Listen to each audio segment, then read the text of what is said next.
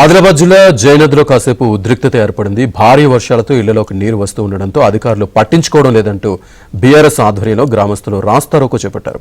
ఘటనా స్థలానికి పోలీసులు చేరుకోగా సమస్య పరిష్కారం అయ్యే వరకు ఆందోళన విరమించేది లేదని గ్రామస్తులు చెప్పారు. ఆందోళనకారుల్ని పోలీసులు బలవంతంగా అరెస్ట్ చేసి పిఎస్కు తరలించారు.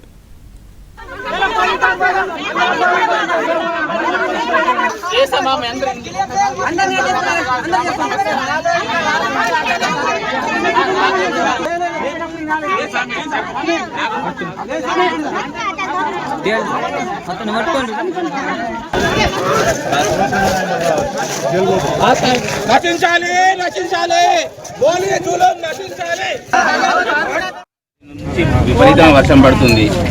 స్థానికంగా ఇక్కడ సెక్రటరీ గారు లేరు, స్థానికంగా ఎంఆర్ఓ గారు లేరు, స్థానికంగా ఎంపీడో గారు లేరు. ఈ కాలనీ దాదాపు 100 నుంచి 150 ఇళ్లకు మొత్తం ఫ్లడ్ వచ్చేసింది. వాళ్ళ ఇళ్ళలో మొత్తం వస్తువులు నానిపోతున్నాయి. ఇది బారల నేషనల్ హైవేకి ఇక్కడనే రైట్ సైడ్ లో ఉంటుంది మొత్తం సార్. ఒకటి వాటర్ పోకుండా వాటర్ మొత్తం జామ్ అయింది, వాటర్ పోకుండా పైపు మొత్తం జామ్ అయింది. ఇక్కడ డౌన్ సైడ్ మొత్తం మోరం పోతూ మొత్తం వాటర్ పోకుండా ఏం చేసిండు. మేము పొద్దున 6:30 నుంచి సెక్రటరీకి ఫోన్ చేస్తున్నాం, రండి స్పందించండి, ఇగస్తుంది ఇప్పటివరకు రాలేదు. ఎంఆర్ఓ గారికి చెప్పినాము.